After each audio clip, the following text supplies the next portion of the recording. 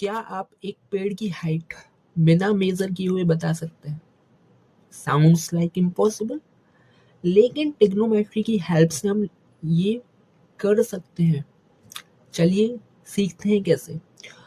पहले हम बेसिक सी जानकारी ले लेते हैं कि ट्रिग्नोमेट्री होती क्या है। ट्रिग्नोमेट्री वर्ड से ही समझ में आ रहा है। Tree means three, gone means होता है साइड्स, और मेट्री मीन्स मेजरमेंट। यानी कि ट्रिग्नोमेट्री में थ्री साइड्स की मेजरमेंट्स के बारे में पढ़ते हैं। अब ये थ्री साइड्स किस में होती हैं? ट्राइंगल में। तो ट्रिग्नोमेट्री में हम लोग ट्राइंगल की मेजरमेंट्स के बारे में पढ़ते हैं। अब ट्राइंगल सर काफी टाइप्स के होते हैं, तो हम ट्रिग्नोमेट्री में स्पेसिफिकली राइट एंगल ट्राइंगल्स की मेजरमेंट के बारे में पढ़ते हैं। अब ये राइट एंगल ट्राइंगल क्या होता है? राइट एंगल ट्राइंगल एक ऐसा ट्राइंगल जिसमें कोई एक एंगल 90 डिग्री का हो। जैसे मैं बनाकर दिखाता हूँ, ये ट्राइंगल है, इसका ये एंगल 90 डिग्री का है। नाम दे देते हैं इसको ABC, ठीक है। अब एक राइट एंगल ट्राइंगल में तीन साइड्स के नाम होते हैं, परपेंडिकुलर, बेस एंड हाइपोटेन्यूज।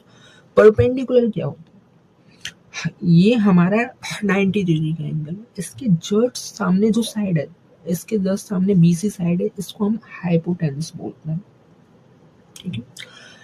अब एक रेफरेंस एंगल माना जाता है जहां से हम चीजों को देख रहे हैं। जैसे कि अगर हम इसको रेफरेंस एंगल मान लें, तो इस रेफरेंस एंगल के जस्ट सामने जो साइड आ रही है, जैसे AC आ रही है, इसको हम परपेंडिकुलर बोल देंगे, और जो एक साइड बची वो हमारी बेस कहलाती है, ठीक है।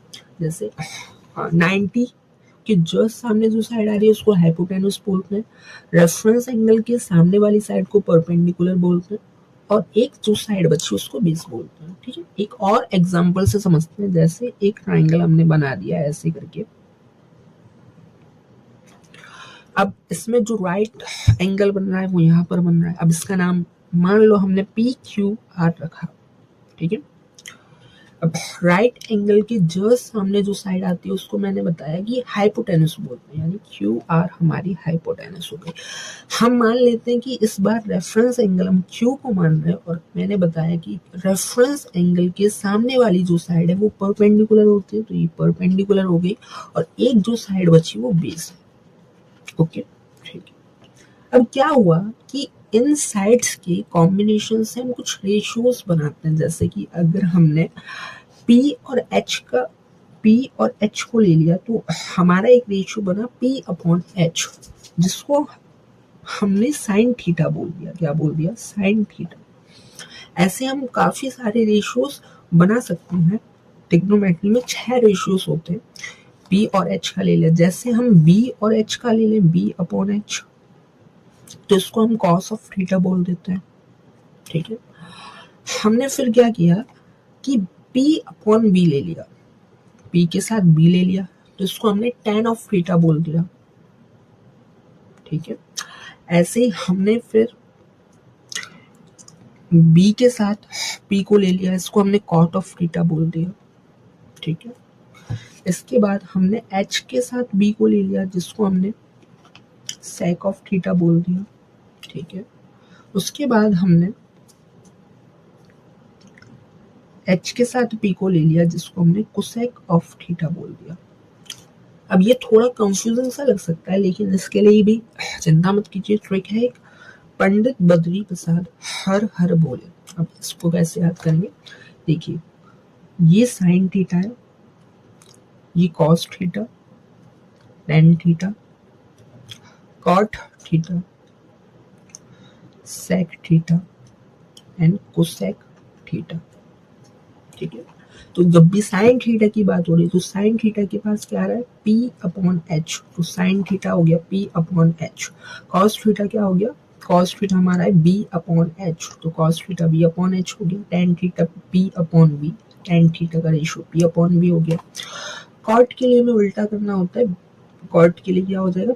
B/P, कॉट थीटा का बेस अपॉन परपेंडिकुलर हो गया। सेक थीटा हमारा कहाँ पर है? सेक थीटा ये है, तो H/B कर दिया इसमें, और कोसेक थीटा में H/P कर दिया, ठीक है। आई होप इतनी चीजें क्लियर हैं।